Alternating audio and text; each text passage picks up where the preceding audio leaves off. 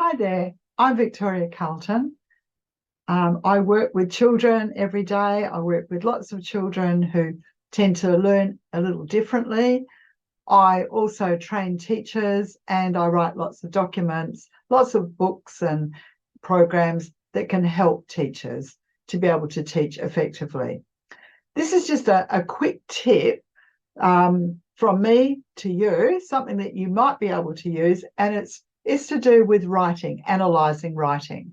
So because of the sorts of kids that I work with, I need to analyze their writing regularly and see what are they actually doing. Are they understanding the grammar, the spelling that I'm teaching them? What's happening with their handwriting? How are they pulling it all together? What is actually going on in their heads as they write? Because believe you me, I work with some incredibly talented kids, but they often really hate writing. They're often very, very reluctant writers.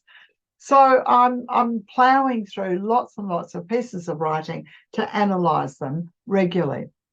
But recently, I've started doing something that's a little bit different, and it's worked really well. And I didn't actually mean to do it, which is why I'm telling you about it. It's a bit unusual. I was looking at a piece of writing that a child had done, and I realized that they hadn't pressed very hard with their pencil, but I wanted to take a photo of their writing and I wanted to show it at a writing workshop that I was doing for teachers.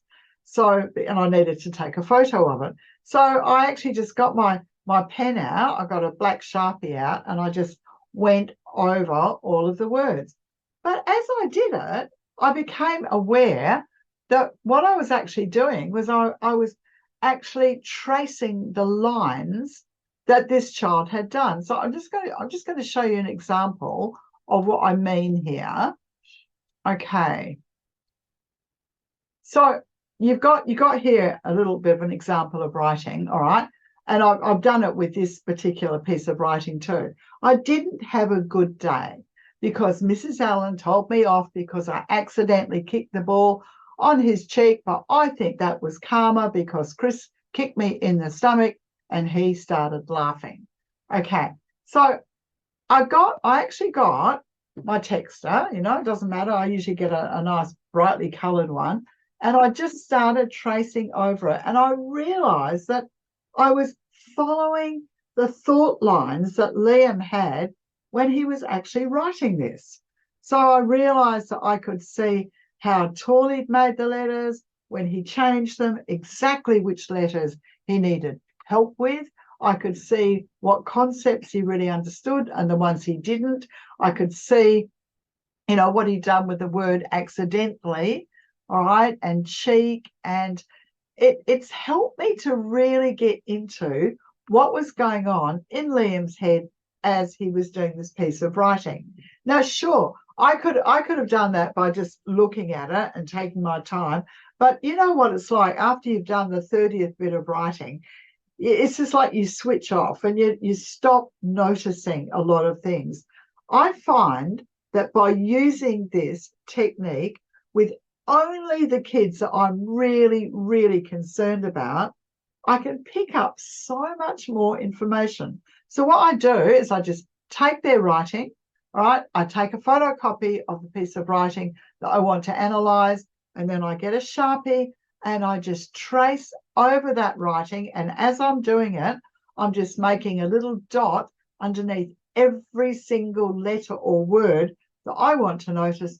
And then I've got my recording piece of paper next to me. And then I just write down all the things that I've noted that I need to do to actually help that child. This is a technique that has really worked for me. And all it is just tracing over a piece of, a child's piece of writing. So I wouldn't do it with every child in the class. It would take far too long. But just occasionally, when a child has got you really puzzled and you're not sure of what is going on with them, it can really help. So I hope that this tip has helped you. If you do try this, I would love to hear from you. I would love to hear what you think. So you've got my contact details. Let me know if you try it.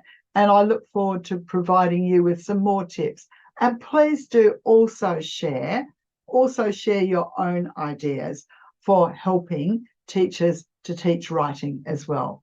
Thank you. Bye.